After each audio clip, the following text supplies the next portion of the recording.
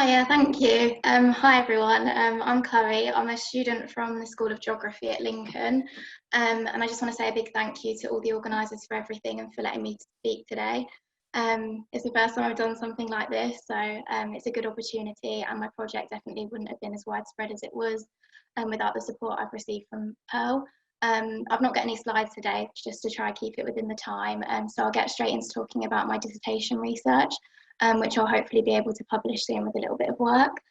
So before the 1990s, few studies exist which actually show people's inability to acquire nutritionally adequate food in socially acceptable ways, which is essentially classed as food security.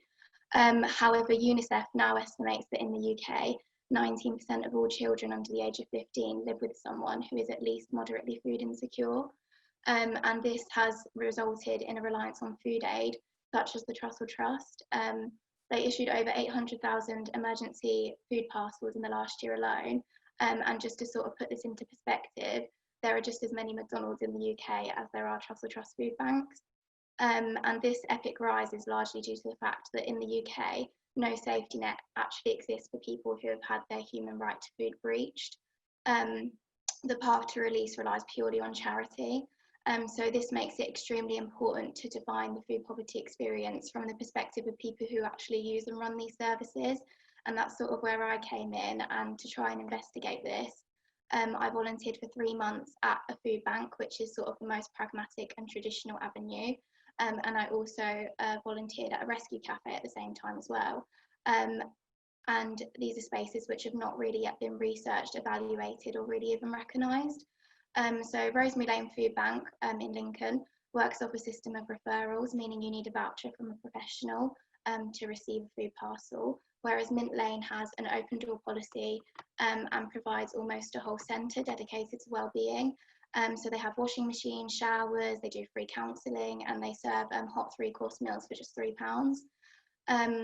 So the most interesting narrative I probably found when volunteering at the 2 different settings was that volunteers largely agreed on the interrelated and complex circumstances which lead people into food insecurity.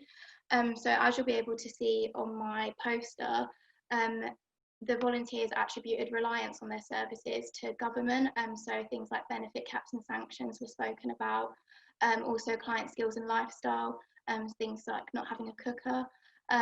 Emotional factors such as living with abuse or trauma could also contribute to food insecurity. And then there's also other factors like homelessness and unemployment as well. So volunteers perceive that clients must navigate around the unforgiving systems which do not fit with these people's chaotic lifestyles, rather than to be blamed for their hardship. And a perfect example of this I saw whilst I was volunteering was a man who came in and he'd just lost his job in the coincidence with the birth of his 3rd child. So that's obviously a very difficult circumstance to navigate. And then, despite all this agreement over the complex circumstances which lead people into these services, the 2 locations are very different in how they actually tackle these issues. So food banks very much deal with the food component of food insecurity, whilst Mint Lane is able to extend this to social interaction, community, counselling, all with food as the binding agent for all of this. And this is largely due to place and setting, I found. So when I asked volunteers at the larder whether they'd be able to incorporate more services like Mint Lane, they said it's a really good idea to link all these together, but the lack of space and the lack of training would make this physically impossible. And they say they work best when they stay focused on what they do well already. Whereas when I asked this same question in the cafe, the response was largely, oh, we do this already, it's in this room down the hall kind of thing. So in the larder, however, it is important to note that despite their space and size restrictions, they did try and force positive emotionality for clients in other ways.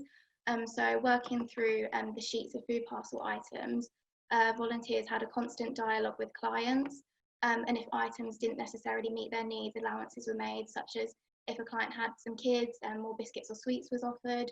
And if people were homeless, then ready-to-eat foods were selected instead of the normal list.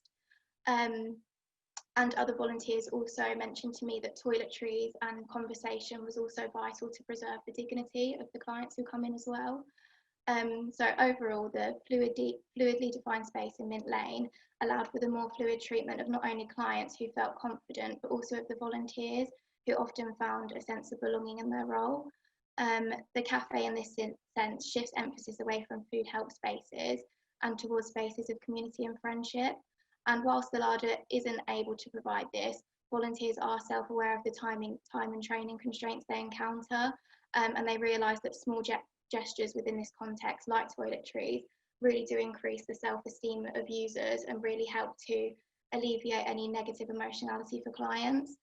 And currently, during COVID-19, Mint Lane continues to rely on their national lottery funding and also public patrons for their centre to stay open, whilst Rosemary Lane also continues to rely on public donations to keep their storage space open, again without any extra help. It's purely from the sort of kind-heartedness of people in the community. So it means that research like this, which alerts people to these spaces, becomes really important during this time.